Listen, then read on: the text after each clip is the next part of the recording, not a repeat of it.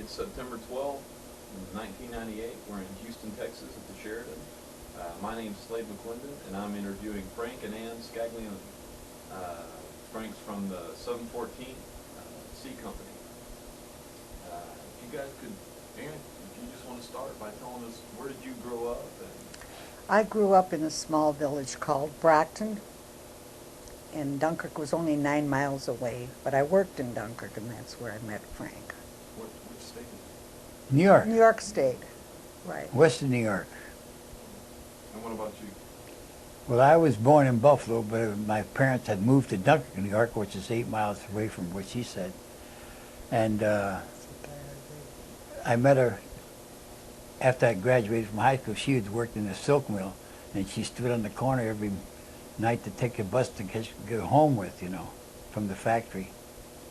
And we got to talking one day, and pretty soon we got chummier and chummier. And then I went to one of her lawn fetes from her church festival.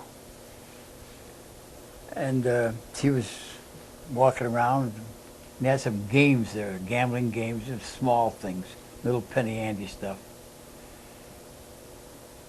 And then the priest came over, and he says, well, he says, if you're not lucky in gambling, he says, you'll be lucky in love. You're not even knowing that we knew each other that well at the time. That's the first time you asked me for a date. Pardon? You asked me for the date the first time. Was that, did I really? I was impulsive. Oh, boy. And then we started going out together. And pretty soon, before you knew it, I was going, I didn't have a car, and I had my boyfriend took me, my friend took me to, he had the car. And he always took me to Brockton to see her, and Friday evenings and Saturday evenings.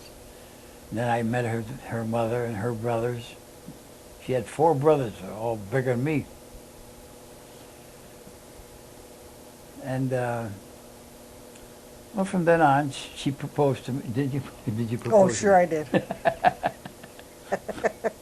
Make it nice, Frank. Well, I proposed to her, and that's about a year and a half elapsed, and then we set a wedding date, and that was on November the 20th, and that Thanksgiving Day, but it had been moved up by Franklin Delano Roosevelt to make it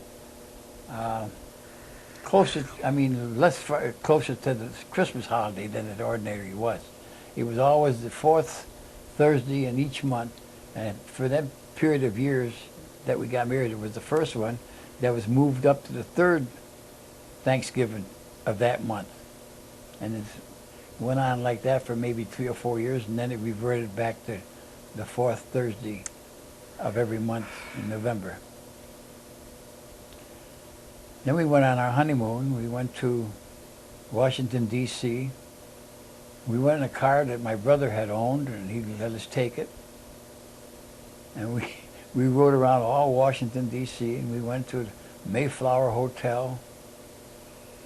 And then we met some friends over there that worked out of for the government.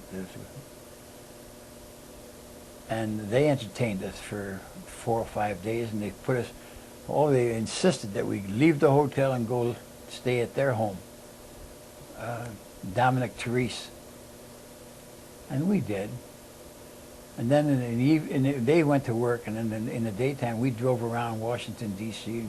I was going up wrong streets and to the Capitol steps and all that sort of stuff, going all the wrong way. We ended up in front of the Capitol steps. It said, do not enter, do not enter, do not enter. Do not enter, but I didn't see the signs until I was up on the Capitol building. You know, they have the curved driveway there. But again, at night, see, the night blindness, I guess it was. Or love, I don't know which. Is that how you remember it, Ann? Yes. Well, a little like it. Yeah, it was that way. There's a lot of detail there that isn't necessary, but we were so much in love. It was beautiful. That's why it was hard to let him go to the Army. When did you first join up? Were you drafted? I was drafted. We were, let's see, we had come, our honeymoon had ended on the day we the came day back. that the Japanese attacked Pearl Harbor. Now, this is an afterthought. After we thought about it, and after the FDR declared war on Japan, we had thought, in retrospect, that the Japanese embassy had two visitors from main diplomats from Japan. They were in Washington at that time. And we happened to look over from sightseeing trip that we were on, and we saw through the chimney of the embassy all this smoke going on. They were burning important papers that we later related to that, because we didn't know at the time what was going on. But as it turned out, that's what exactly what happened. The day we got home from our honeymoon, that's when Pearl Harbor was bombed. And then, of course, I got pregnant. And I was so happy that I was pregnant, but then he got drafted. And he had to leave. And I just couldn't stand the idea that he was going to leave and be pregnant. So we talked to our family doctor. He was on the Selective Service Board. And he arranged it so that Frank would leave on the first contingent after the baby was born. So he did. The baby was a month and a half old when he had to leave. They didn't waste any time. No. And so there I was without a husband all So that that time. was in October 1942. Right. My son was born in September the 1st, 1942. Her first son. Then after I got a deferment until she gave birth, because she wasn't feeling too well at the time. And through the efforts of Dr. LaPaglia, who she stated was on the board, a draft board too. But the first people I had interviewed with asking for a deferment said to me, "What do you want to do?" He said, "You want somebody else to fight your battle?" I said, "No." I said, "All I want is to stay here until she gives birth, and then I'm willing to go." Would you know that, like she said, in a month and a half I was, boom, on my way to Camp Campbell at that time. And we were one of the, Dave will tell you this, we were one of the few first people that formulated the 12th Armored Division, plus the cadre who has already been there, like the supply sergeants, the mess sergeants, some line sergeants and stuff like that, who were comprised of the cadre. When you got there, were they still in regiments? No, we just formulated it. Actually, we were just from scratch, you know. Like when we got to scientists, we were in C Company, the 44th Armored Battalion. That was our designation at the time. And then the division formulated from all the various people that came in because they needed more armor people. And then it became a blown-out 12th Armored Division under the command of Carlos Brewer, General Carlos Brewer. He was our first Major General, who was a division commander. Then we had various other commanders, you know, lower echelon, but I can't remember all of them, you know. Things were going so rapidly, we couldn't keep up with half the stuff that was occurring as far as staff is concerned, except our immediate company. Now, did you move down with him when he first went, or come down later, or? I went to visit him. I had an experience that I left the baby with his sisters and his mother. I wanted to see him. So I took a train down there. And it was all full of soldiers at that time, you know. And I was very naive. I hadn't traveled any place. And I did go to, first place I went was Clarksville. Yeah. Clarksville, Tennessee. And I got off the plane. That's all in my notes there, though. And Frank wasn't around. Everybody was meeting their mates and kissing and hugging, and no Frank. Oh my God, where is he? No, you came. He came running. I went to a phone booth that I saw close by, and as I'm getting there, then in the phone booth, he's running towards me. He was a little late. Well, it was good to see him then, of course, but he had to go back. So I was going to go back on base because they entitled the soldiers to live on the base for 3 days for their guests. And I happened to see a sign that said room for rent as we're walking to the bus stop. And I said, Frank, why don't I take that? This way I could save the time to be with you when you're on base, when you're off maneuvers. So we went in and we took the room, but he could only stay 3 or 4 hours. I think it was 4 hours he stayed. He had to go back because he had to leave for maneuvers, stay at maneuvers. And, well, after we greeted each other and everything, then he left. And I heard some moans. I was ready to get to bed, and I heard these terrible moans.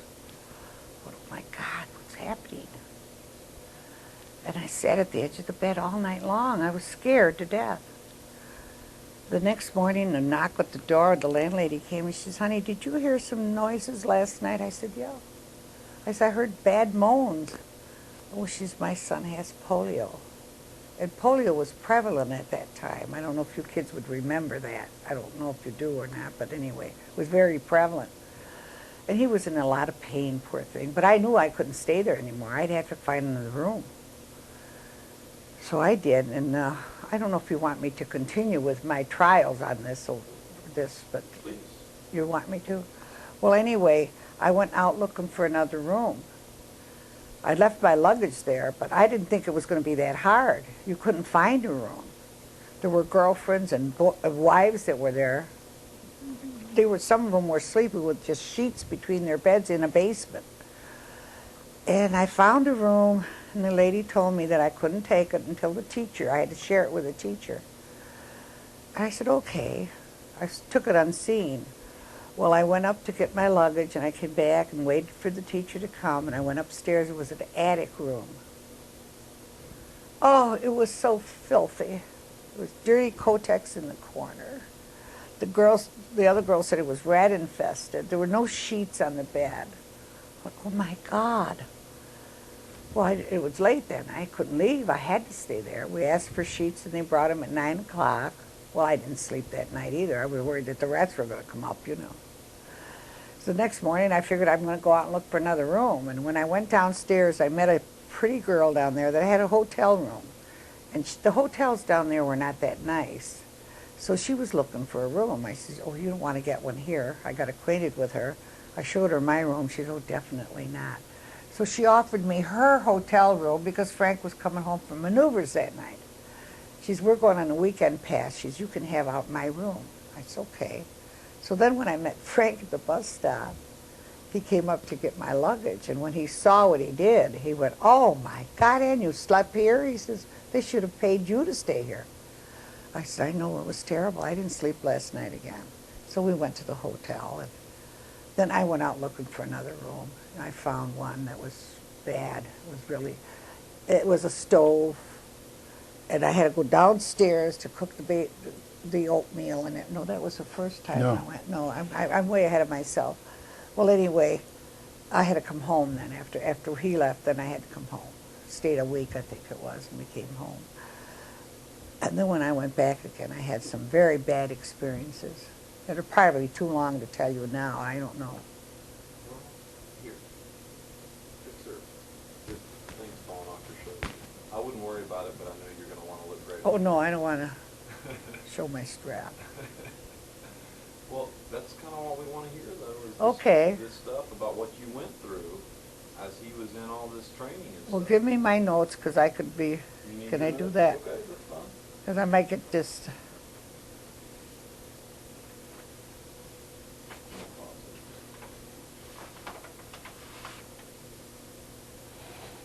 oh boy. I told you about the honeymoon, so we won't go there. No. Just go back to where you bringing Frankie down now, our baby.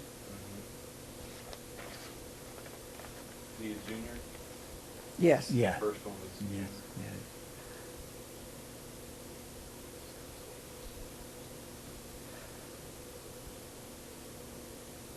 Yes. Here it is.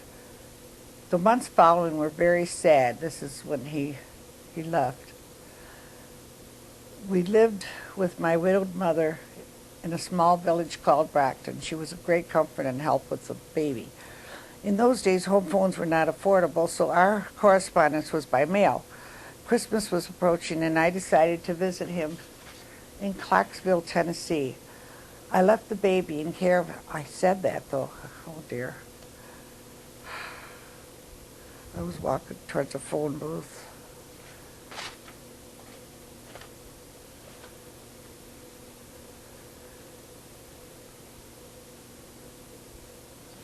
I said that, too.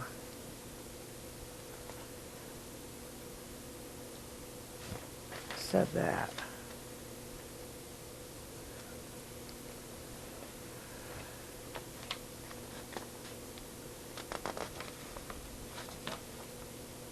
You've got that on pause, haven't you?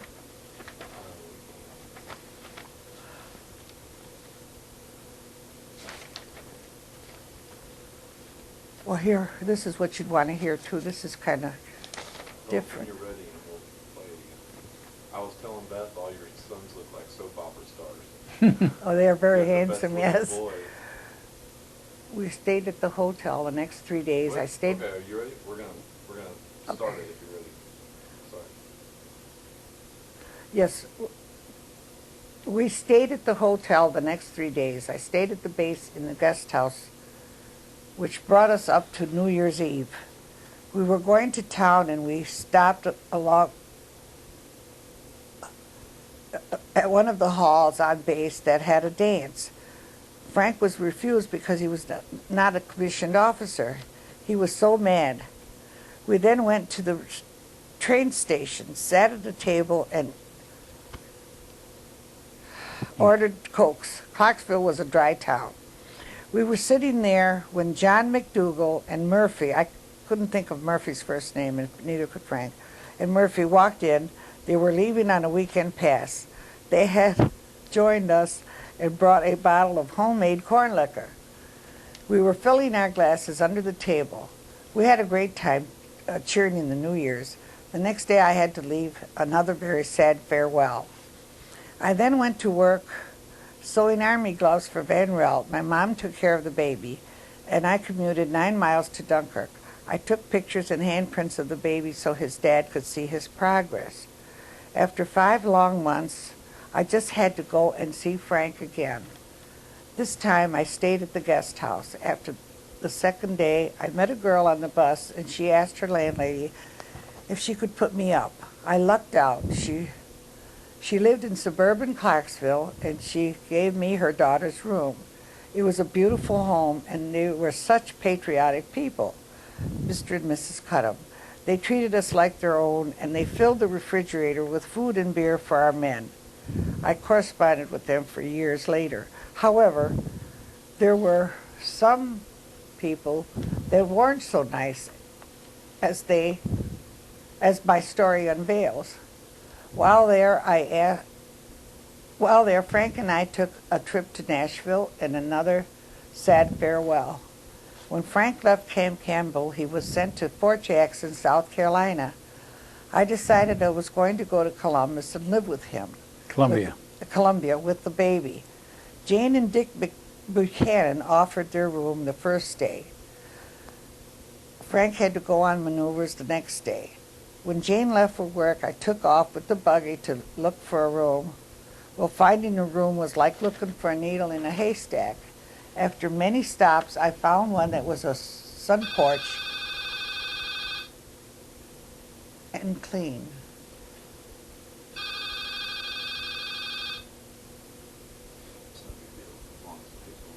Okay, so what was going on in... So I got this lady had a sun porch that was clean, and I paid her for half a week, but she gave me some rules that I couldn't sleep between the blankets. I said, okay, so I took it.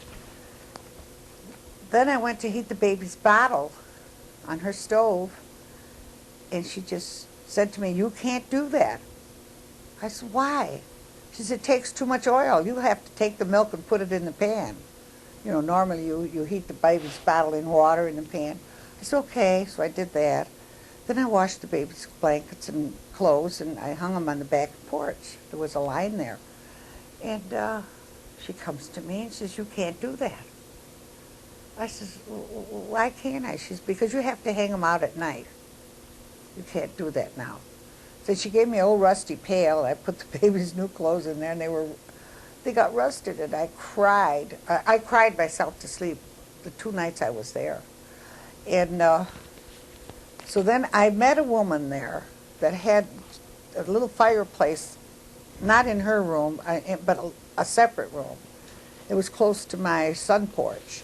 So I started talking to her, and there was a fireplace there, and it started to get cold at night down south. I didn't realize that the south would be that cold at night.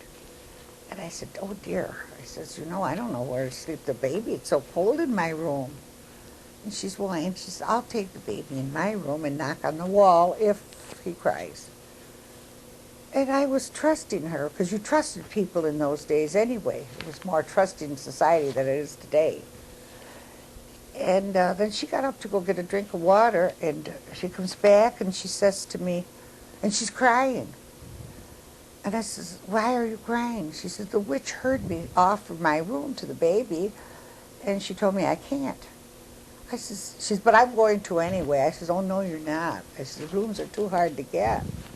I says, "I'll break the rule and sleep the baby with me between the blankets." So I went into the sun porch and hung all the little receiving blankets around the window, because it got ice. It was really cold. And the next morning, my anger really came up. I cried all night, and then when I got up and I took the baby in his clothes and I went right in her living room in front of her fireplace. I says, "Don't tell me you're patriotic." I says, "I cried all night." And I went to Jane's, cried all the way to the 5 and 10 cent store, because she was working there. And I told her my plight. And she said, "Don't worry, Annie, you could come and sleep at my place again tonight," because the men were on maneuvers.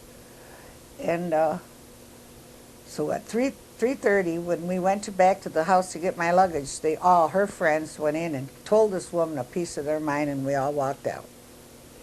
Now the next day I start house hunting again. Oh, and I went so many places, and I found one room that the bed had a dip in it, and it had a fireplace. But I had to make a fire, and I never made a fire in my life. But he was coming home on maneuvers. I learned to do it, crying, because he came home from maneuvers, and it was well worth having him home then. So the bed was terrible. It was just a great big dip. Then I had to find another home. When he went back, I had to find another apartment. And I found one. That's when I had the baby. I found one that the kitchen was downstairs, and I had to carry everything, oatmeal pan, the baby, everything downstairs to cook it. Well, I did that. Then when I went back upstairs, I had to make a fire for the stove that was in the room. It got all full of smoke. And there was a hole in the chimney pipe that was going up from the stove. And the whole room was full of smoke. I took the baby and I ran downstairs. There was a soldier down there. I said, "Could you help me?" He said, "Sure." So when I told him, he took some dirt and put some water in it and came upstairs and patched the hole in the chimney. Now I ran out of firewood. I didn't have any. So I packed the baby up in the buggy again, went to a store and got orange crates, begged for orange crates, broke them up, and we were getting heat from that. Well, then I found another white apartment. It was really pretty, wasn't it, Frank? It was really a pretty apartment. First white kitchen I had seen. And it was next to Ike White's place. And she said to me, "Have you met my husband yet?" I says, "No." She says, "Oh," she says, "he's so handsome." People they were so dedicated years ago. It was really pretty, nice. It was a beautiful. She said, "Oh, I can't wait until you meet him." Well, anyway, he brought me coal. I didn't meet him, and then we got together. My mother had sent me a care package, and I made spaghetti sauce, and we all ate together. It was like a little bit of heaven after all that stress. Well, I was there, I forget how many months. I've got it in the book here, but anyway. Frank comes home one night, and he says to me, "Ann, I'm going to have to move. You're going to have to go home." He was leaving for Abilene, Texas. Camp Barkley. Cape Barkley, yes. And she wanted me to go with her. She was going to drive and follow her husband. But Frank wouldn't let me. He says, no, you had too much trouble already. He says, you go home. He said, I don't think I'm going to be there very long. So I came home. But he was there longer than he thought. So when he did call again, I was home washing the kitchen floor. We didn't have a phone. My neighbor did. And she says, you want it on the phone? So I run there, and it's Frank. And he's calling me from New York City. He was leaving for overseas. He told me this. And naturally, we both start crying, you know. I go back home, and I finish the floor, and I said to my mom, oh, they called me up again. You got your wanted on the phone. I go back, and the operator scared me. She says, where did that call come from? I says, I don't know, which I didn't. She says, well, she says, there was information that leaked out that was not supposed to be leaked out. Because he told me he was leaving for overseas. That was private information. You couldn't say that. So I got so scared. I thought, oh my God, they might do something to him. But anyway, I went home and I said to my mom, I'm going to go see if I could see Frank in New York City. Because I had some friends that did go there and saw their friends, their husbands leave, or their boyfriends. So my mother said, okay. She said, but be careful. So the day I left, my friends took me to Dunkirk to the train station. They had a big hurricane in New York City. Now here I am, a young girl from a small town, going to a big city that had all this damage too. Well, anyway, I got around that. I called a cab, and I saw the windows broken. And I called a friend of mine that was living there. So I stayed at her house. When I got to Grand Central Station, I wrote Frank a letter. I tried to call him. I couldn't get through. So I told him where I was going to be and my phone number there.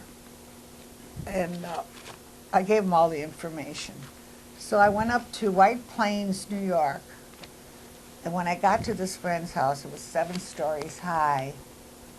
And after we greeted each other, the doorbell rang, and I ran all the way downstairs thinking it was him. It was a postman.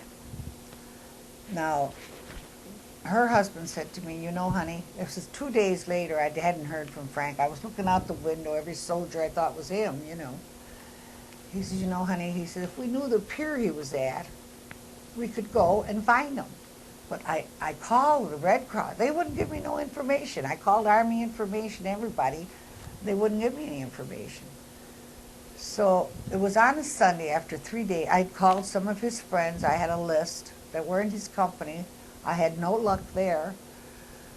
And so I take a walk around the corner. There was a drugstore there. And then I happened to see a phone booth. And I thought, well, I'll call his mother and see if she's heard from him. So I went in the phone booth, called his mom, and his mom said no, she hadn't heard from him. Then I knew it was a lost cause. And while I'm sitting there dejectedly, I'd opened the phone booth doors. A young boy comes in, and he's telling the owner that his brother was called and said that he was leaving for overseas. So I went up to him and I said, Sonny, where was your brother stationed last? He said, Abilene, Texas. I says, was he in Fort Jackson too? He said, yes. Well, then I knew that Frank was going for overseas. It was his company that was going, his unit that was going. But as I asked the last question, the owner comes around the counter. He points his finger at me. He says, I'm taking you in. I'm reporting you in as a spy. I started to cry and shake. We weren't allowed to ask questions like that in that time because everything was secret, you know. Well, I ran out of the, I said, if you were in my place, you'd do the same thing. And I ran out of the store, and he followed me. He followed me to the corner. Well, by the time I got up to my friend's house, I was hysterical. I could cry now thinking about it. I was so scared that they were going to arrest me, you know. And I said, I'd know that man's face now after all these years. He scared me so much. Well, then I went home, and I didn't hear from Frank. He was in battle. I didn't hear from him. I called the Army Information, the Red Cross. I called everybody because it was 3 months and I hadn't heard from him at all. And I was mailing letters to him, writing 3 times a day and going in high snow to the post office to mail him, sending him gloves, and because the tanks were cold, you know. And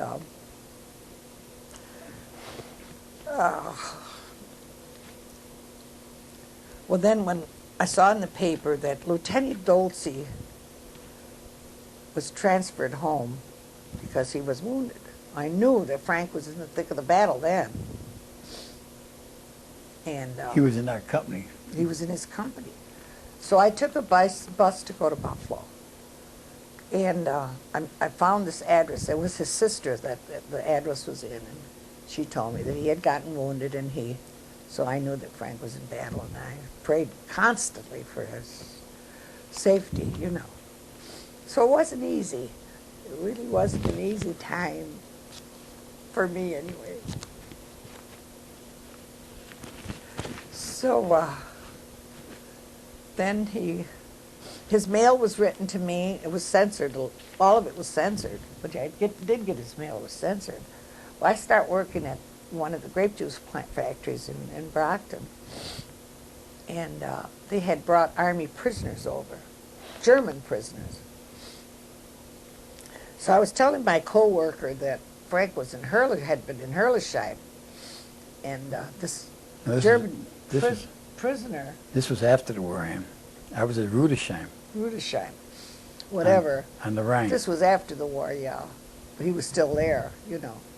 And the German prisoners were sent over to the States to work in some of the plants.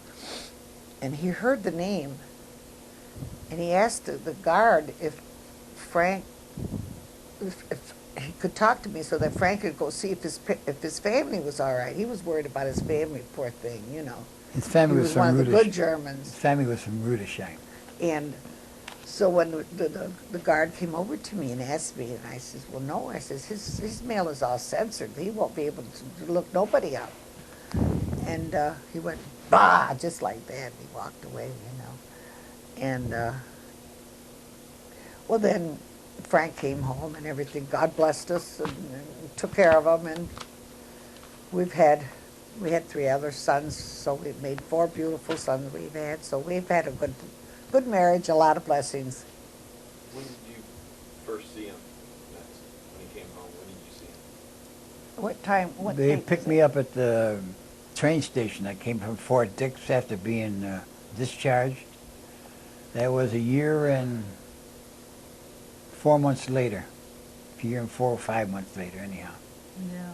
I left Rudesheim. I was the first sergeant, and I took my Jeep, and then we drove to Marseille, France, and then we got on a Liberty ship on our way home, the route home, and that was the SS Liberty.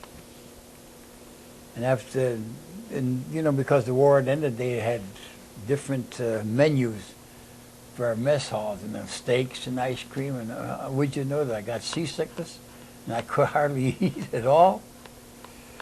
And we had to skirt over the Bahamas because there was a storm in the Atlantic Ocean, and eventually we landed at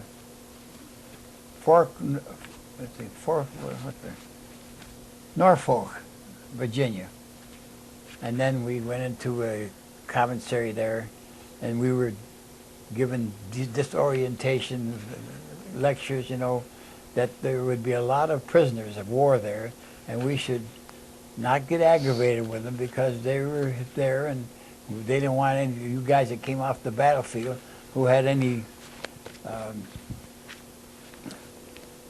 feelings about revenge. You just leave them alone because we've got them taken care of.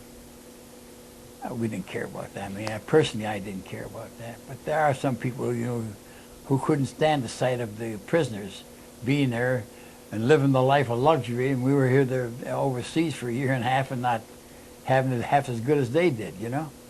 But they were prisoners and we weren't. So on January 1st of 1946, I arrived, and that's when she met me at the train station with my mother and my brothers. My brother, one brother. Your sister. And my sister, my two sisters. And I got off the train at Buffalo, New York. And they picked me up and we drove back to Brockton. Tell them about your hands. You didn't want to report your hands. Frank had a skin disease. He came back from Germany with the skin disease in his hands. And he didn't want to report it because he didn't want to stay there much longer. He wanted to come home in a hurry, you know. And we took him, we went to a specialist, a skin specialist twice, which cost us $50 each crack. And they still couldn't take care of it. And when I told my local pharmacist there, he gave me a tube, told me to buy a tube of medication, ammoniated mercury ointment. I couldn't remember. I can't remember what I ate last night. Well, anyway, we bought that little tube for 35 cents, and it cleared his hands.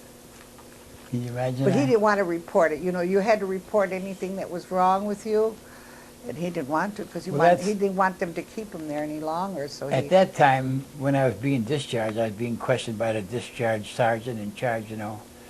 And he said, look, you're a first sergeant, why don't you re-up? He said, and we'll take care of everything for you. And I said, no, you couldn't give me enough money for me to stay here anymore. But I was married. If I'd have been a nomad, you know, just roaming around and didn't care when I ever got home, it would be a different story. But I had my baby home and her and my mother and my sister and brother.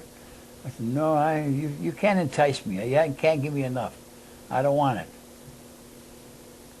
And then, of course, she related about my skin disease that it just happened to be some kind of a dermatologist's defect, I guess. Yeah, but the doctor specialist couldn't take care of it. No, the doctor didn't take care of that. Mercury ointment did it. What did you do after the war?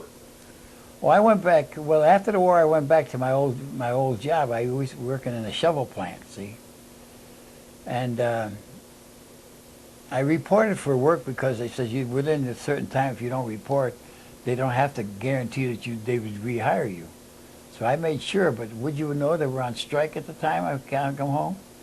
So then I went to the gate anyhow, and I saw the general manager, and I says to him, Mr. Jaffrey, I says, look, I want to report for work even though the outfit's on strike. And I said, because I don't want to lose my right to be rehired here. He said, don't worry. He says, we'll take care of you. Then the strike ended about 6 weeks later, and I went back to work. I worked there until August of 1951, and I took a job with the City of Dunkirk Electric Department. Eventually, they were bought out through a referendum, they were bought out by this huge power company called Niagara Mohawk, still in existence. And I became a lineman for that outfit for the next 20 to 25 years. And retired from there after 30 years of service. You were dispatcher. Well, I got different jobs too and whatever. That's not important, I don't think.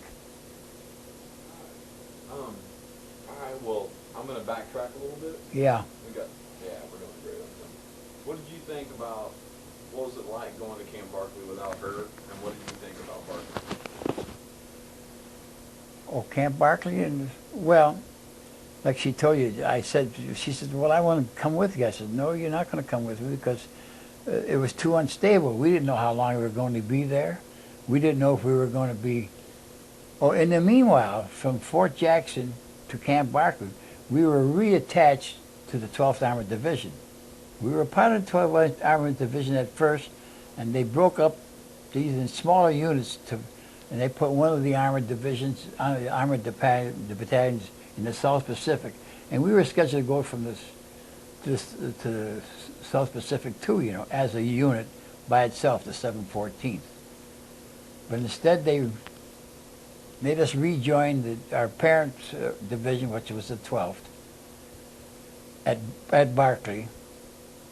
And then we started training people. At the Battle of the Bulge was existing at the time, and we were training these people fast lesson in tanks and tanks evacuation and tanks maneuvering and how to use the guns and everything else like that, because we were more experienced. Like Dave and I would, from our same company.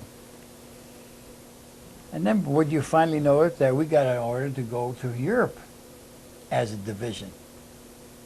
So we landed in, well, Barclay was not too bad. I liked Barclay, Abilene. I mean, we lived in that dry county at that time. We went, well, maybe a couple of miles down the road, you'd go buy all the booze you wanted. But there was never any shortage of booze, and even in Abilene, even though it was a dry county, because of the corn liquor. Everybody was walking around with corn liquor in their back pocket. No, it was all right. But then, like I say, then we got our orders to go to Camp Shanks in New York City in preparation of going overseas. And then she told you about the episode trying to find me there like a needle in a haystack. I was probably walking around New York City. You told me you were. And she was looking for me. I went to Jack Dempsey's. He didn't want to call because he was I went to afraid Jack it's Dempsey's hard to say restaurant, you goodbye, know. No, I was afraid to call her then because You I said it was figured hard to say goodbye. if they would intercept your call, they always thought you were going to give them the information and all that baloney. Well, would you know that after I'm out to sea going toward Europe, in the SS Marine Raven, that's the name of our Liberty ship, and I get a telegram from her. They gave it to me 3 days after I'm out at sea, that she had written to me. And why would they give it to me when I was at Camp Shank? I'll never know. They never gave me her mail or that telegram They until I was out. didn't want anything leaked out. So our experience in Abilene wasn't too bad. A little cold in the mornings, I thought. Up there in the Panhandle, holy cripes, isn't it? A little south of the A little south? a little kind of West Texas. Yeah, that's right. To me, it was all Panhandle, though. So, were you on, which ship were you on going over? SS Marine Raven. So you Was weren't it- on the Empress? No, we were a Liberty ship. To bring our division over, totally, we all went together. I'm sure that our whole division wasn't on that small ship. There must have been 2 or 3 Liberty ships that we were on. But our company, C Company, 714th, was on SS Marine Raven. And coming back, it was SS Worcester Victory. Oh, and after the war, you know, we were separated from our 12th Armored Division and assigned to different other units. I was assigned as the first sergeant to the 36th Infantry Division. There was the famous infantry division overseas. Only to come home with them. That's all. Well, what did you think of Tidworth Barracks? I thought they were crummy. Tidworth Barracks were, well, they were old, really old barracks, you know. And the accommodations seemed to be like antiquated. These old wooden brick buildings. Nothing elaborate about them at all. I mean, we came from Camp Campbell and even Abilene, where they had nice barracks, nice grounds and everything else. It was very nice there. And plenty of field for tanks to maneuver in. Did you make it into London? Oh yes, we went to London, Piccadilly Circus. That was the famous night spot over there. Went to That's why you didn't call. Buckingham Palace, you know. Saw the change of the guards there. We went to that Hyde Park where everybody stands on a pedestal and starts claiming they didn't like the war particularly, and why should they be in the war and all that baloney, and why were the Germans attacking them? There were these scatterbrains. Always there. You'd always see something different every day you went there. And we didn't go every day, of course. But when we did go there, there was somebody on a pedestal yelling his thoughts and everything else. Congregation of people around him just listened to various arguments of why they were in the war and why they shouldn't have been in there in the first place and everything else. And that was called Hyde Park. I guess you've heard of that, haven't you? Actually, that's interesting. That's the first I've heard about Oh yeah. Well, we were on a sightseeing tour in London. We picked out all of the high spots there. You had it easier than I did. Trafalgar Square, you know, where they had this statue wow. of Commodore Nelson. All those interesting points of view. And then we went to the famous church in London. What would they call it? Notre Dame. No, Notre Dame. Abbey? Notre Dame was in Paris. Westminster Abbey. Westminster Abbey. That's right. That was You nice. were sightseeing while she was working in the factory. Yeah, and he Yeah, went to yeah. the Riviera too, you know. Well, this is after the war. I had it higher than he did. I think she did for a while. So how long were you in England there before y'all? We stayed there. When we came over, we were supposed to go up the Rhine River, the Seine River, you know, and because there was too much damage in there, and too much hidden minefields, that we didn't want to take the chance, so we turned around and went back to Southampton. This is directly from the United States.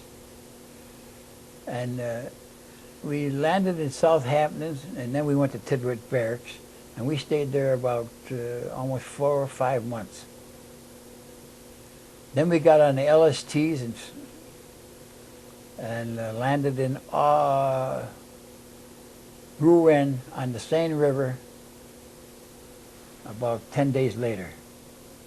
These LSTs, big ships, you know, they dropped the front bow, and then you drove your tanks off there. Our tanks were fully prepared to go to battle as soon as we got off. Did you get new equipment? New equipment? No, we brought the equipment with us from the United States.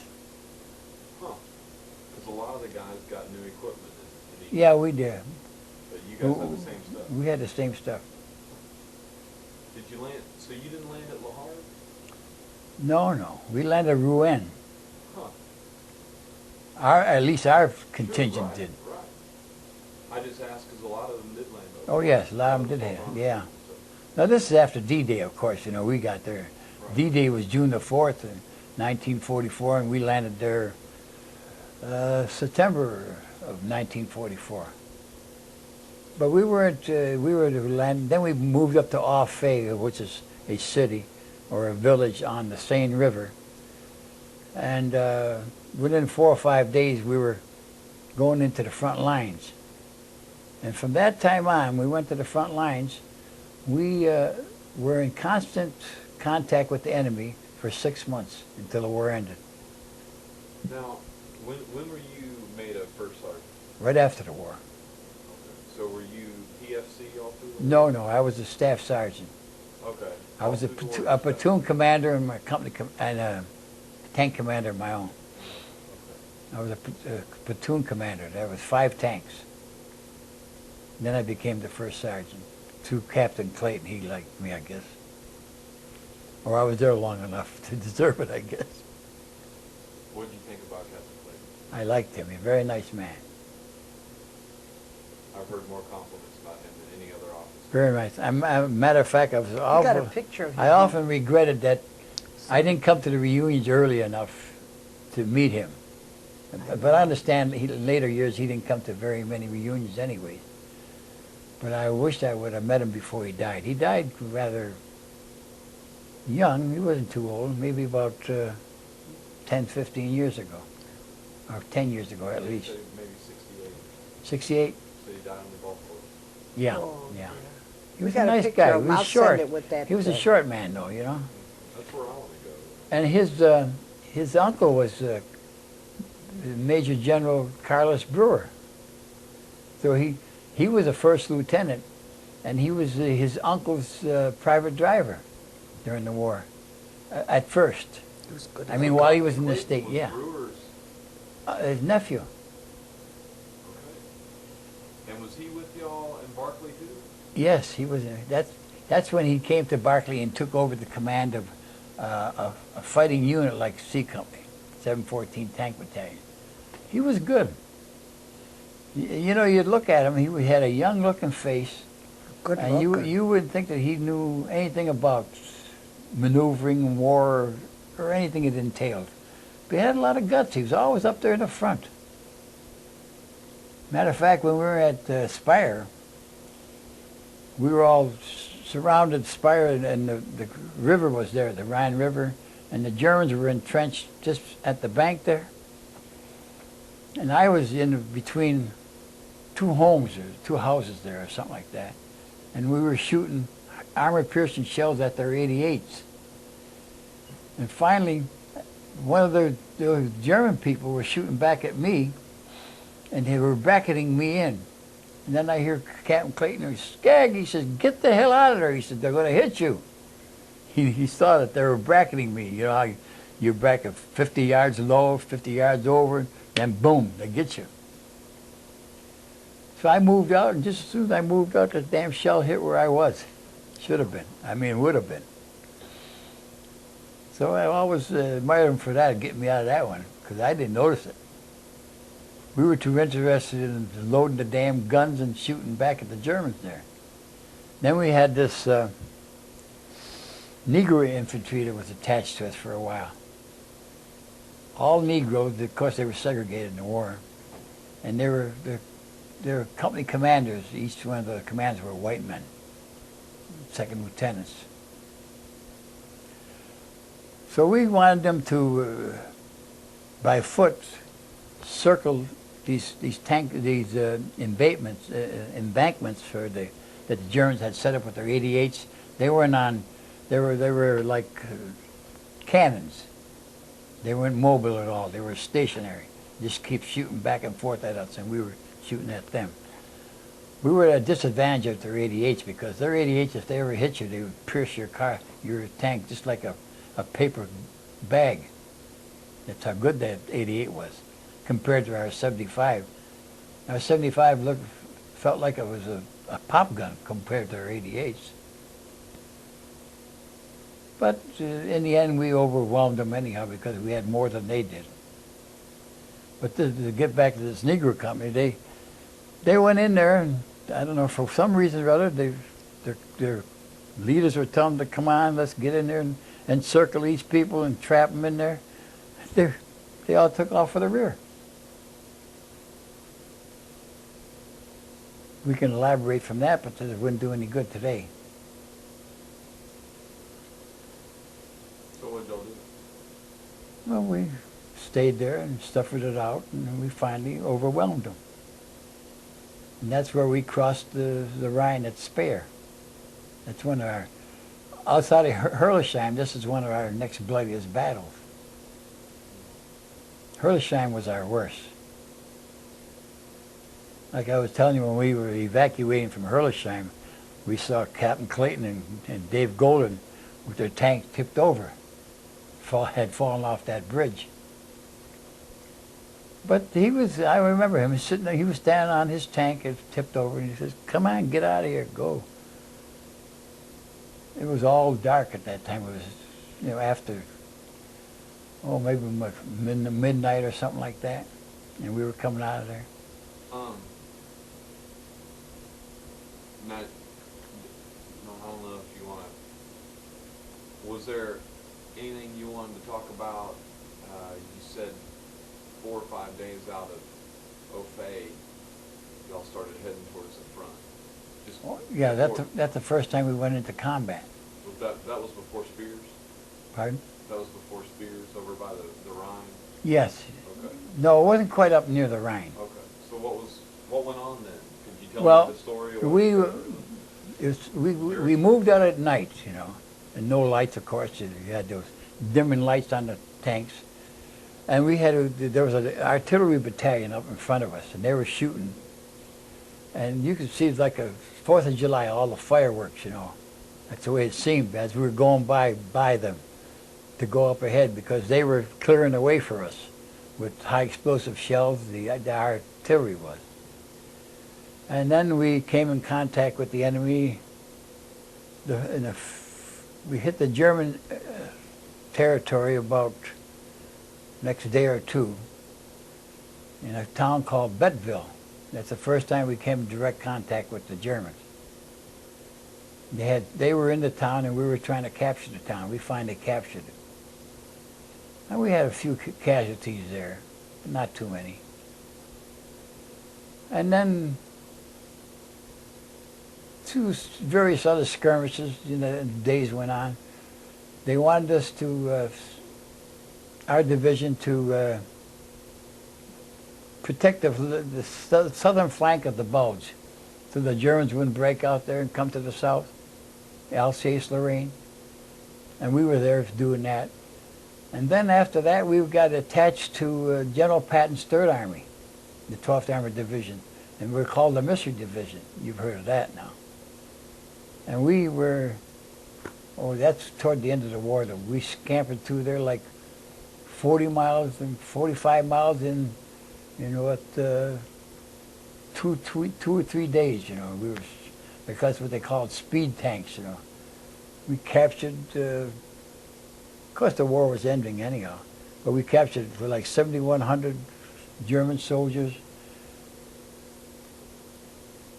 Lots of their ammunition and their equipment, horses and everything else. I mean, we just gobbled them right up. And we were the point division for General Patton's 3rd Army. We were actually attached to the 7th Army. That was Patton, and General Patch was our 3rd Army commander. He was the lieutenant general. Can you explain that to me a little? I haven't had that explained real precisely. There's General Patch and General Patton, the 3rd Army and the 7th Army. Yeah. But they were all under Patton. Is that right? Patton was the head of the whole operation? Patton was the head of his own 3rd Army. Okay. Everybody was under Eisenhower. Right. Yeah. Patch was the commander of the 7th Army. But Patch was on that. Yeah, he was. Spearhead in the Colmar pocket. Yeah, he was there. Spearhead the Colmar pocket So too. were you guys actually, was the 12th and the Mystery Division actually attached to Patch or to Patton? Patton. Patton. We were attached to General Patton's 3rd Army as the Mystery Division. And we were his point division, and we went over the Rhine, and then we went and going helter-skelter and capturing everything. Within 30 days, we got to the point where on May 8th, 1945, the war ended, and we were there at the Austrian Berchtesgaden boundary. And then they wouldn't let us go any further because now we had to let the Russians come into to Berlin. And the only people who got in Berlin from our 12th Armored Division was our reconnaissance. They were there before the Russians got there, but they wouldn't let us in because they somehow or another, through the politics of war, they let the Russians come in first. That's all that was about. We were there actually before they were, but we couldn't get in there. They stopped us. All right, well, now I'm going to backtrack to Hurlesheim. I want you to, if you would please, tell me step by step, start a little before Hurlesheim, and tell me about your experience there. I mean, your company, your tank, because it gets sophisticated. Let me say something real quick, and you tell me if I'm right. The 714th went in first. As far as tank battalions go, the 714th went in first. And then and if you don't know, that's okay. But I was told the 714th went in first, suffered casualties pretty heavy and pulled back. And the next day, the 23rd went in, suffered pretty heavy casualties and pulled back. And then the 43rd went in and pretty much got wiped out. Yes, that's right. The matter of fact, that the 43rd, they got wiped out. They had their tanks confiscated. And the Germans had captured all the men that were in those tanks, something like 11 tanks and 55 men, plus maintenance and everything else that was captured by the Germans. And would you know, following the day after we got out of Hurlesheim, We were on a perimeter around this Herlesheim and this river that was in front of them. And out comes a column of United States Army tanks manned by German people. They had captured, and they were coming back to shoot at us. So then finally one of our commanders says, "Shoot them son of a pups." He says, they're not ours. He said, the Germans had captured them a day or two before. So here we were shooting at our own tanks, knowing that it was manned by the German people. That was kind of thrilling at the time, too. We, the doubt, but we knew definitely that our men were not in those tanks. So we were shooting at them. So tell me what your experience was at Hurley. Well, at Herlesheim, we moved up there from, I forget the village prior to that. So, and we found, we put a perimeter around the village of Herlesheim. And we had stayed there for maybe a day and a half. I remember we were just stationary there, all in a perimeter. Maybe each one of our tanks was 100 yards from each other, and all pointed toward Herlesheim, while they tried to get the infantry into Herlesheim too, our infantry, armored infantry. And then, like you said, we finally went in to Herlesheim. But then we didn't stay there just stationary without doing anything, because we were being fired upon spasmodically. I didn't think it was any great force at the time. I mean, you might see a shell go over your head, and somebody was shooting at you and stuff like that. We didn't pay too much attention to that, because small arms fire, we were never afraid of that. So we went in, and all of a sudden, it became dark at night, and for some reason or other, we thought that the Herlesheim was poorly manned, very lightly defended. And come to find out, they had SS troopers in there, and a good combination of fighting soldiers with experience, very good experience, much more than we had. We were outnumbered. So when we got into the heart of Herlesheim, all of a sudden they said, "Let's get the hell out of here." Captain Clayton had made that command for us, C Company, but our whole battalion was involved there. And pretty soon we started coming back out of there at night under cover of darkness.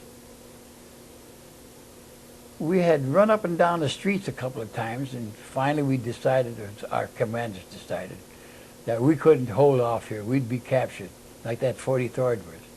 But we got out there just in time. And then we surrounded the woods that bordered around Herlesheim that night, and we were in a perimeter again. And pretty soon the commander says, "Keep quiet now." He says, "Wait till daylight," because we were being counterattacked by a foot platoon, foot infantry of the German soldiers. And they had to come from one part of the woods to an open field, and to the woods we were surrounded. We were covered by the trees. And he says, "Wait till you hear to give my command." The company Captain Clayton says, "Wait to get my command." He says, "And then fire." And out comes, this is daybreak, out comes this massive German soldiers on foot. And we mowed them down like wheat. He says, "When you see him, shoot." And we had those 30 caliber machine guns. Now, I don't know if we hit it, who personally hit who, I don't know anything about that. But I know we sent them back, though. They didn't see you? No, not until we had open fire on them. They thought we had retreated way back, out of sight, but we just retreated, so we waited to see what was going to happen next. And then finally, in a couple of days after that, we went back into Herlesheim, captured the place, and it was ours. But that's where we had our first experience there. What are did you see any stuff that really sticks out? Oh. I forget now where we were. But we were traveling along, and there was a contact between our United States Army infantry. It had nothing to do with the Armored Division. Not even ours. There was some other outfit, and Germans had conflicted in a woods. And there was an open area in this woods. And finally, we went out there and we got most of the people out, the German people, and we rescued a lot of the American soldiers that were left. But laying on the ground was a mass of German soldiers and American soldiers, young boys and everything else. It was a horrible sight. I didn't even want to remember that. And then some of these hard-hearted son of a guns, you know, they'd see a guy there laying there, and one guy, he says, well, look at the ring on that guy. I said, you're going to take that ring? I said, like hell you are. You leave him alone. An American soldier, a kid about 18 years old, laying there dead, you know. And those kind of experiences really made an impression on me all the time. There was a lot of fluky things that went on in the war. How about some of the American soldiers that confiscated stuff from the houses? Oh, well, that went on all the time. You don't want to mention that? So one time we were capturing some German soldiers in a barn. This is near Speyer, but we had passed that. We were on the other side of the Rhine now, I think. And there was this gung-ho sergeant of an infantry company that was attached to our armored company. And as these guys were coming out, he wanted to shoot them. I says, what are you, crazy? I said, he's surrendering. You know, maybe a group of 10 or 15 German soldiers. They're surrendering. What do you want to do? I don't care, he says. And then he says, what do you want me to do? He turned the gun on me. I said, what, are you crazy? I said, but why you want to shoot these guys who just give themselves up? They had their hands on their head. They were giving themselves up, and he wanted to shoot them? There were some mean American soldiers. I'll tell you there were. So did he leave them alone? Yeah, they got a few, but I made enough noise that they just decided not to do it. I couldn't see it. I mean, they were giving up. I didn't have the heart for it. Even though they would shoot at us until they were exhausted of material and ammunition, that's when they gave themselves up. But even knowing that, at least they gave themselves up. And then don't forget, toward the end of the war, there were a lot of what they called, oh God, they were elderly men. They weren't elderly men, but they were older German people who were drafted by, they forced them to go in to become cannon fodder, you know, from the Germans. Hitler had the need for this personnel, and he would draft anybody and everybody. Guys that were in there, we were in our 20s, and these guys were in their 40s and 50s. And they had no heart for it toward the end of the war. They gave up in droves. And then some of our people would want to shoot those guys. I said, what, are you crazy? They're giving up. The war is ending. At least we thought we... I said, this is nonsense. I couldn't see it. I was very irritated at some of our own American people. And they weren't given that command by any of our leading officers either. That was something that was inbred in them personally. If you see somebody do something like that, that was his personal vendetta that he carried within his mind. It wasn't an order for anybody to do anything like that, not by our United States Army, never. But you see some quirks there, you know. Why do you think they felt that way? I think they were psychopaths. That's why they did it. They, in their own minds, thought that they had to get revenge somehow.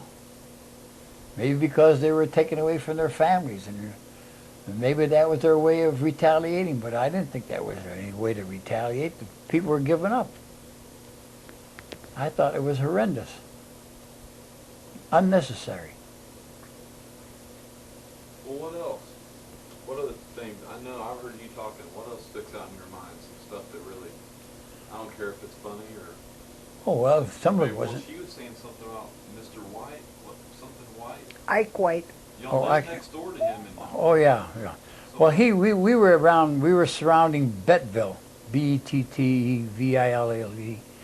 and one night when it just broke dawn, and we were being fired on by the Germans in mortar shells, and poor White, he was just opening up the top of the cover of his tank. He was a tank commander, and as he opened up the cover of his tank and his turret, one of these mortar shells went into the tank and blew him to smithereens. Him and the gunner and his loader, the three people in the turret, were blown like just massive flesh and blood, like she says. You had to shovel them out to get them into these bags. And that poor guy and his crew got wiped out with that mortar shell. That stood in my mind very dramatically. You wonder when that could have happened to you, you know, because you had to do something. You couldn't just stand there like a dummy. You moved, even though you were shooting at the enemy or they were shooting at you. You had times you had to get out of your tank and you had to do whatever you had to do. You had to open up your hood. Tell them about the men. All your men were injured in your tank, but you. Oh, well, she wants to say that I got hit. I was in Spire, and then we were going to bed down for the night. You know, we just give us a protective perimeter in the village here that we were in, and somehow or another the German soldiers sneaked in behind my tank, right in the center of this village we were in, and with a Panzerfaust, he shot at the rear of my tank, and we had that's where our motor was, you know, in the rear. He made with a Panzerfaust, he made a hole that big, and it blew up, and I was in the tank, and I got blown out. But I didn't get hurt. And nobody else got hurt in my tank, but it disabled my tank. Now, another time, this was a good one. We were in a small village, and our company was, again, in an alert position, in a perimeter defense. And finally somebody says, I don't know if it was Clayton or anybody, says, hey, the Germans are attacking us down the road here. You know, let's get in there. So we started going out in a column formation. Now the tank behind me had this is an armor-piercing shell. And then my turret, in my tank, I had a high explosive shell. Now he hits my turret. Now I just had put down the cover because we were going on to down the road to attack these Germans that were coming in on us. Now his gun went off accidentally, hit my turret, blew off my .50 caliber machine gun because it's right there in the back of me, and it jarred my turret off its track. But that jar set my gun off with the high explosive shell into a barn down the road about 50 yards, and out come 10 Germans surrendering. I thought that was a village shot.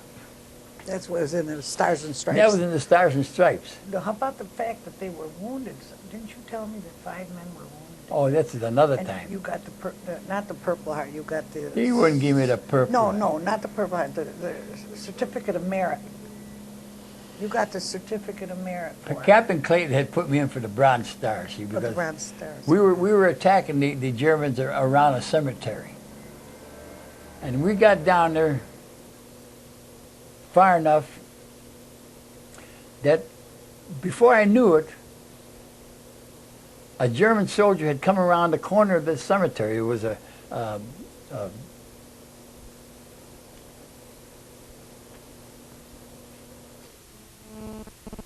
a brick wall, well, it was a stone wall cemetery, you know, the old-fashioned stones, a lot of stones. And I didn't see him. He came around there, and I didn't get a chance to shoot him either. And he sent a Panzerfaust into my front end between the driver, which was Danny Kern, and Leon McIntyre was the bog gunner. See, there's a machine gun here, 30 caliber machine gun. This is the driver, Danny Kern. And in the tank was Brandenburg, a guy by the name of Klein, and me. And now when this thing hit, all that shrapnel went and hit Danny and it hit Leon McIntyre, and Christ, their face was like red like an apple, all bleeding from this stuff. So I got out of my tank. Well, I got blown out of the tank then again, but I didn't get hurt, so I went around the front and I pulled them out of their turrets, I mean their driver's seat and the bog gunner seat. Put them on the ground, and the medics came and took them away. And then I helped the Brandenburg, who was got some shrapnel too, from the inside of the tank. You know how the tank is. There's a driver here, a bog gunner here, a gunner here, and a loader here. And then I'm standing behind him as the tank commander. They all got hurt but me. It didn't come back to me, but it just blew me out of the tank a little bit. They did give you So a then, certificate of merit. So then Clayton says, well, I says, I got to put you in for the Bronze Star. I said, yeah, sure, the war's over now. So they gave me a certificate of merit, big deal. I think I threw the thing away. No, you haven't. It's saved. Oh, no. Certificate of merit. You should have got the Purple Heart. No, you didn't get wounded. No, I didn't get wounded. Thank God, I never got wounded. The Bronze Star you should have got there. But I went back to ordnance with 2 tanks to get them refurbished. Because they gave I lost them the points engine, for and that, like the first to one, where discharge them first, you know. like when I told you I lost the engine in my tank in the village. How the hell they sneaked up behind me, I'll never understand. But it was dark. It was like after midnight. And boom! What, didn't they have a man patrolling to protect you guys? No, we had no patrols like that. We thought we had tanks that was big enough. We didn't have any guys walking like a sentry. No. We each protected ourselves. Each tank did. But they snuck up behind me and they blew that engine to kingdom come. But fortunately, nobody got hurt in that tank, except that I got blown out a little bit. But I didn't get hurt. Did all 4 of your guys make it? Oh, yeah, Yeah. yeah. Nobody got killed. Yeah, Brandenburg came to visit us years afterwards, remember? Yeah, Brandenburg, he lived in Schenectady, New York, which is about central New York State. And he came to visit me one day. And I walk in from work and Ann says, guess who's here? This is maybe 10 or 15 years later. I couldn't, for the minute, I couldn't remember, you know. Who the heck is this guy? And Christ, he thought I was a war hero the way he came to see me, you know. I didn't do nothing. And finally, I looked at him and looked at him. Carl Brandenburg. Yeah, Oh, it was such a thrill. How about the McIntyre deal? That was cute, too. Oh, when we went to one reunion. The first reunion we went to. Yeah, the very first reunion, there was introduced me to some of the guys from C Company I hadn't seen maybe in years and years. And finally they came to this Leon McIntyre. He was the bog gunner I was telling you that got hurt. And I heard him say to Ann, he says, yeah, I know him. And I kept looking at him. Here he was my bog gunner. He'd been in my own tank for several months or more, or maybe half a year or more. He was one of those ESTP people, and then they dissolved that, and he assigned me McIntyre to my tank. I looked at him, and then I remembered. Oh God! I said, how could I ever forget you? Oh, it was so cute. I got goosebumps this time. He's looking at Frank. He recognized Frank right away. He was sitting in the lounge when we went to see him. We went in there. They said, there's somebody from Seat Company in there. So we went in, and he was there with his wife, and he recognized Frank. He went right up to him, and Frank didn't recognize him. He said, you don't know who I am? Frank said, no. He said, I was your gunner. Well, then, of course, it was beautiful, you know. But he didn't recognize him. But he had changed, I guess. Well, he had gotten... Well, he had Parkinson's disease. Parkinson's, right. Yeah. And well, before he got Parkinson's disease, after the war ended and he went back home, he became a principal of the Dayton High Schools. A very good job. He very came, nice man, he too. came to most of our Not too reunions tall, anyway. you know. Leon was never too tall, but maybe 5'8" or something like that. But a very nice person. This Klein, I got a kick out of him. After my tank got hit a couple of times, I used to carry the morphine, see, because I was the tank commander. So Klein looks up to me, he's part Jewish, I think, and he says, Skag, he says, you better let me have that morphine. I said, don't worry, I'll be around when you need it, you know, because I wouldn't give him the morphine. He wanted that morphine because in case he got hurt, he didn't want to suffer. He wanted to have that morphine. For sure. I've seen a lot of those kids. Oh, we had a lot of fun. Seen a lot of those kids suffering like crazy. But I said, it's terrible. I said, Pat, I said, you're not having the morphine. I said, when you need it, I'll give it to you. He didn't trust me, apparently. Well, did you get new guys in your tank then after those guys got hurt? Oh yeah, I got new guys in my tank. But the war ended shortly after that anyways. So it really wasn't the camaraderie that I would have had with the people who got injured with me.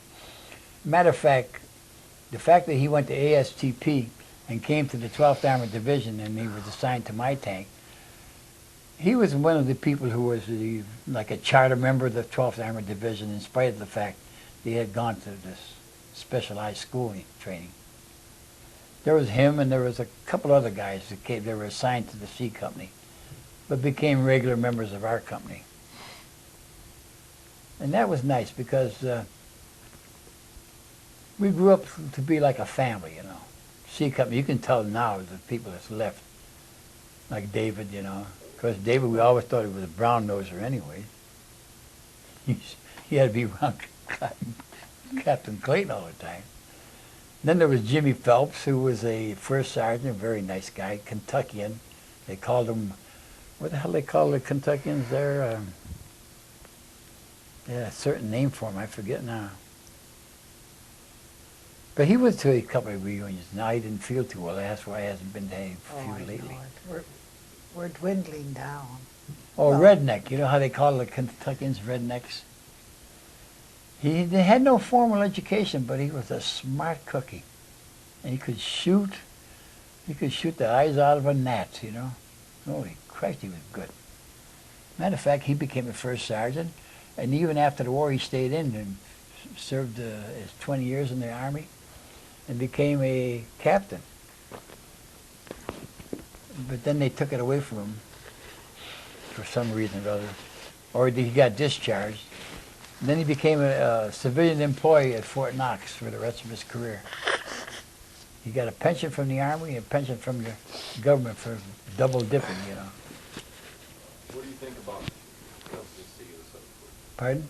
What do you think about C Company and so forth? Oh, I thought it was a very well-organized company. We had a lot of experience, C Company did.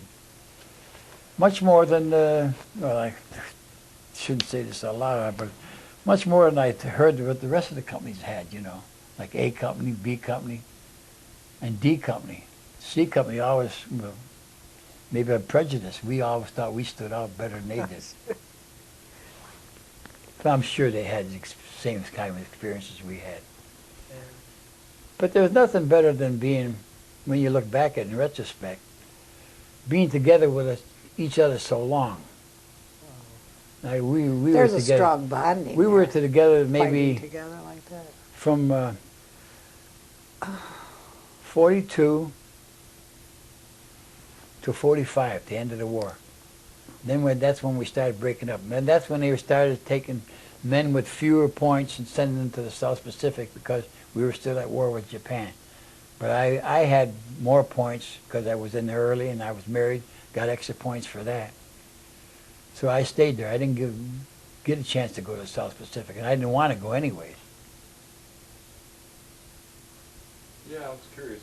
But we had a good camaraderie with the people in C Company. Some of the people are gone now, but we still got David.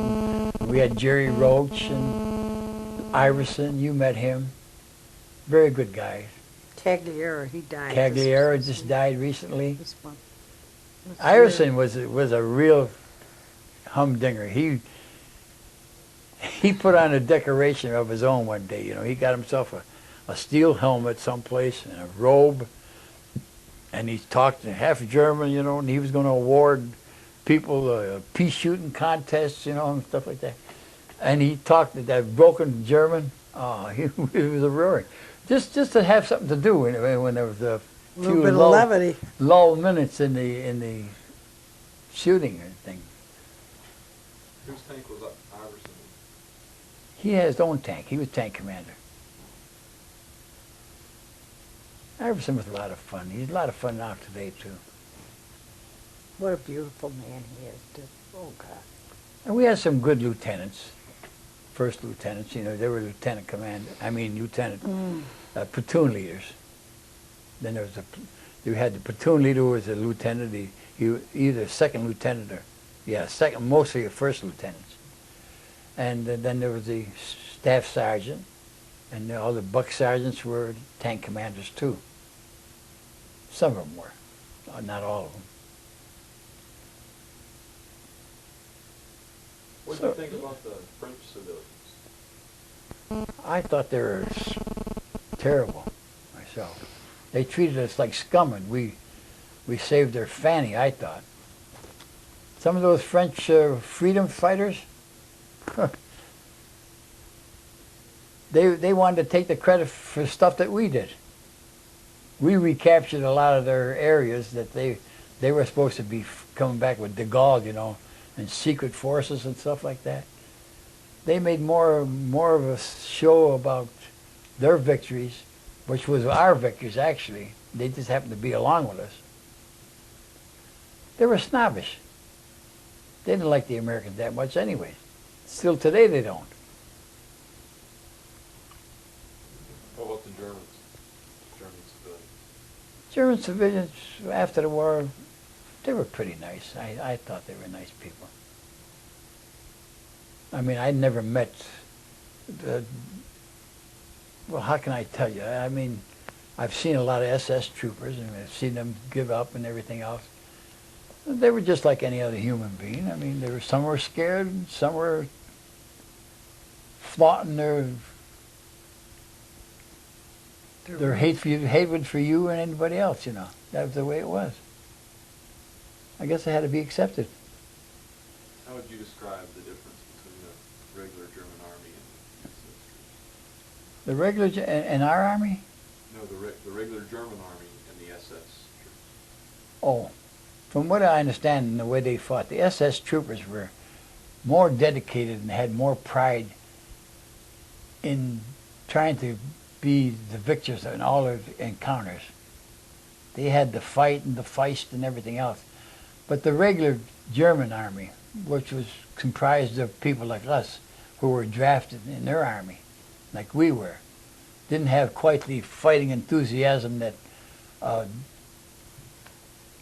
dedicated soldier was, or a career soldier would have.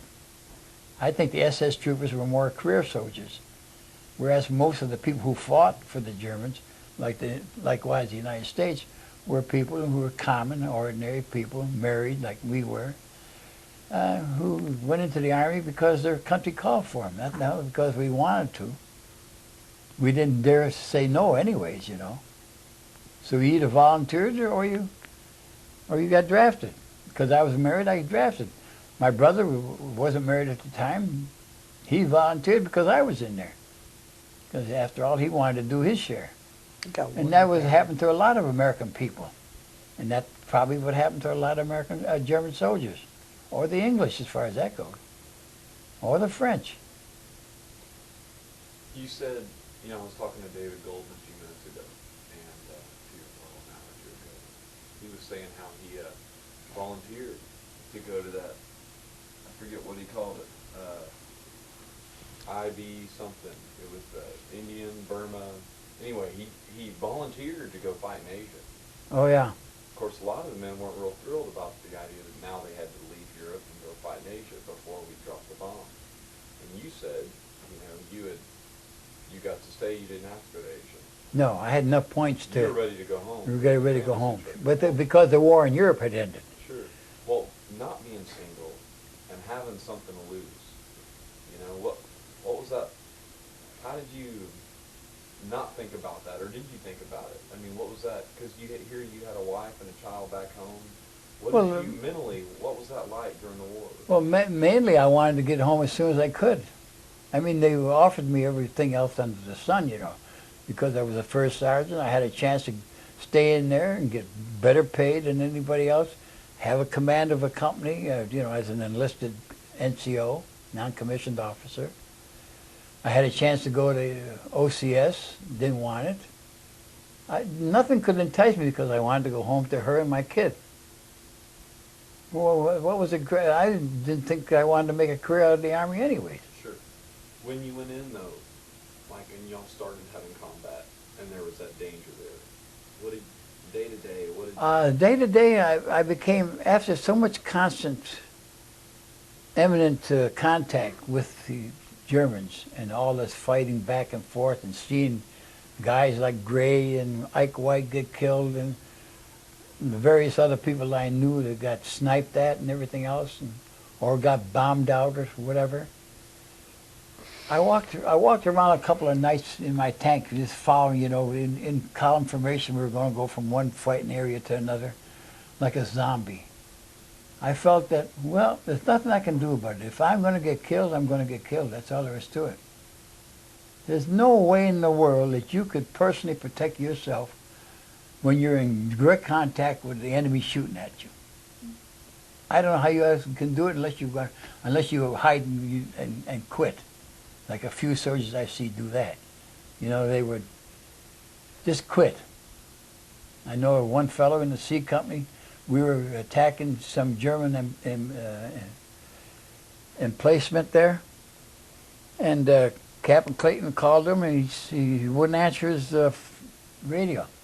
He had decided, but he had a little mental problem, that he was no longer going to be in combat. And he just quit right there on the spot. He wouldn't drive his tank anymore. He was so scared that they finally had to drag him out of that and bring him back to the rear to give him psychiatric treatment. That's the way some people were reacting. Well, I can imagine that could happen to a lot of soldiers. And knowing that I had a wife and a kid and my mother and everybody else, well, like everybody did anyways, you know, everybody had something to go back to. Felt like I did at times. If you're going to get killed and you don't know what's going to happen to you one minute to the next, you might just go walk around I don't want to walk around like a zombie, but I had no feeling anymore. I had no way of protecting myself other than my thoughts. I didn't know what the next minute was going to be. Like I used to hear sniper bullets going by my head, you know. Then I would duck down. I said, what the? Maybe one of those directed at me. The guy missed, that's all. And here I am today, because he missed. But other than that, I didn't know anything about that either, till I heard it. But it was always there. It was always imminent, because we had contact with them. They were 100 yards, 200 yards ahead of us all the time, or they were stationary for several days like we were, just trying to feel each other out. But I felt good in the tanks, though. When I first got drafted and went into the tanks, I said, well, what am I doing with this? These are like sitting ducks, these big things here. You get in one of those things, everybody's going to shoot at you. But I found out later that even though they shot at us, we had the armored protection that the poor guy who was walking on his infantry, you know, armored infantry, he walked, you know, he had no protection at all. I said, oh. We had armored infantry that was attached to us. They rode the back end of our tanks, because then when we hit the enemy, they would surround them, you know, or get on foot. But in the meantime, it was winter, and winter of 44 was very, very cold. 44 and 45. I used to we had a Ford motor, you know, with a 500 horsepower motor. I opened up the doors to the motor and let these guys stand in there a few minutes at a time, when we were stationary, that is. Stand there and keep warm let the motor run, you know. And these guys keep warm that way. Or get alongside the tanks, or get on top of the tank where we had a little more heat. Not that there was really heat for us people in the turrets, because they were not heated. The only place you had heat was at that motor. So we opened up the doors and let it get hot, get warm. That's when things weren't fluid. You know, you're more or less stationary. You're waiting to see what might happen next. It gets awful cold when you're doing that. I said to fur-lined gloves because I read in the paper where the tanks were so cold. She used to think we were in the army where we wouldn't get anything. She sent me gloves. Then she sent me food. I said, she sent me cigarettes one time. We got all the cigarettes we wanted. I used to send him cigarettes so you could get them from the KP so much cheaper. It was a nice day this day, and I got a package from home. The APO delivered it. She had an Italian delicacy like a caponatina, you know, and McDougal was near my tank. He was a tank commander too. And I says, Mac, you want some of this? He says, yeah, sure. He says, anything that's better than this mess we're getting here. So we opened up the jar and we ate that, you know, with a couple of crackers. This is in a lull period when you could just sit back and kind of relax because we weren't in direct contact with the enemy that particular day anyway. So there were days like that. Most of the time there were days when you didn't really know what was going to happen in the next 5 minutes. Unless you were deeply engaged in a the tank to gun artillery and stuff like that. Then you knew that you had to mind your P's and Q's and keep shooting. Other than that, if you didn't see anybody, it was useless to shoot them, to shoot in the air. This wasn't like fireworks. This was real stuff. You couldn't waste your ammunition just thinking you saw something or go game hunting. No way. All right, well, I'll ask one more question and I'll leave you on. Well, tell me about Colonel Fields. What did you think of him? Colonel Fields, to tell you the truth, I didn't have too much contact with him when I was in combat, you know, even though he was our battalion commander. I got to know him after I joined the 12th Armored Division Hellcats, and we went out together because David knew him better than I did. And he and his wife went out with us a couple of times at dinners and stuff like that. I thought he was a great man, great personality. And he never was a braggadocio person as far as I could see. I liked him very much. But in actual combat, I didn't have any contact with him at all. I knew who he was and what he told us what to do and what not to do, but I didn't see him. All right, well, one more thing. If you could, if there was something you could say to your kids and grandkids about your experiences in World War II, what would it be?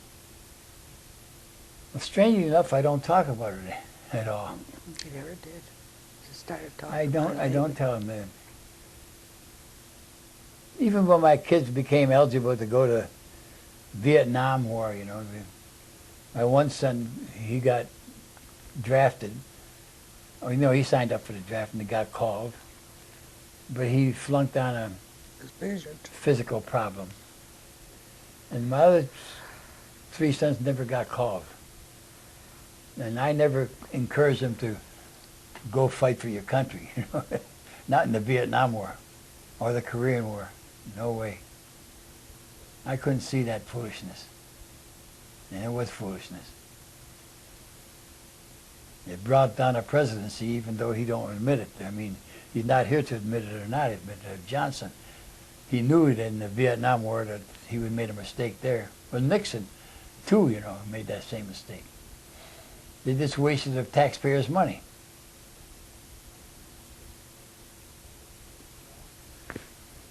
Well, it was a great experience. I mean, I wouldn't trade it for the world, but I'm not looking forward to any more of it. Frank didn't talk about his war experiences for years and years and years afterwards. I guess you I just think I couldn't. talked to more about it today than I ever did in my life. Was it just too, was it real painful, or was it just something you? I guess you wanted to know- black it out. sometimes, be that. sometimes it was painful because I was thinking, why am I here, you know? And I got my wife and my baby and my mother, and what are we doing here, you know? And why me then rather than somebody else? But I mean, that was selfish thoughts too, you know. You just couldn't think in those lines, otherwise you'd drive yourself crazy. Were you? So I used to, while we were in the States, you know, we used to go on maneuvers and stuff like that. We had this lieutenant who was our platoon commander, Doltz. I got a steel piece of steel, you know, flat piece of steel, like a grill, and I put it up on bricks. And one morning we got some fresh eggs from some farmer like that, so I decided to have eggs, you know, sunny side up. I like things like that, you know. I never told her I could cook. See. You never fried an egg home for years. Well, I didn't want you to know that I could do Just started when you retired. Well, were you proud after the war was over? it. I think so. I Oh, think yeah. so. Yeah, Yeah. you was. After it was all said and done, I think that I was proud that I was able to serve my country. I felt pretty good about that. Not in any braggadocio way. I just thought, well, I was one of the numbers that did it. That's all. Did you have any experience with the death camps? Oh yes, yes. We came along on not Auschwitz. This was a place in Germany where we came in as a 12th Armored Division C Company. We were on the tracks, and here was this camp. I forget the name of it now. And there in the corner with all these Jewish people that are getting ready to be cremated. They were stacked up nakedly like cords of wood. Oh, that was a sight. And we freed a lot of American prisoners in and around that same area. I forget. God, I wish I would have remembered that. It's a very well-known concentration camp, and a Was it around Dachau? Dachau. Yeah, that's one of the places. I was going to say Auschwitz, but that happened in Poland. There was something like that. Oh, there was a lot of that stuff. Matter of fact, I had a Jew guy in my company, Jew boy, Gail was his name. He made sure he was with headquarters company. So he made sure he got down and he could take pictures of these things I was talking about, the stacks of bodies, you know, and the crematoriums and all that stuff. He had a insatiable desire to get all that information and put it on in photographs. He showed me after the war. High Lippman. Oh, yeah. Well, there was some graphic stuff like that. But we didn't stay there very long. We passed through maybe for about a day and a half. Of course, this was toward the end of the war, too, you know, in the early part of May. The war ended on May 8th. This could have been like May 5th or 4th, 3rd or 4th, something like that. We had them on the run. Then I saw a lot of these Jews with their uniforms, all made of the same material, you know, with the big Star of David on there, either through a patch or chalk or whatever they did to identify these people. And they let them go out and work, the Germans did. And then we came upon their barracks and freed them, so then they were walking around like chicken with their head cut off. They didn't know where they were going or what they were going to do. They were all anxious to be freed. I guess eventually they found their way back to their origin or where they came from. But they were dispersed all over Germany after the war. Been freed from one camp or another by the American forces and the English and all of us. But as C Company, in the 714 Tank Battalion. Outside of that one encounter we had at Dachau, that's all we ever saw, at a concentration camp. That wasn't our main goal anyways. We just happened to be going there and went by it. Well, I appreciate you guys sharing your time. Was there Oh. anything else you wanted to say? No, not really.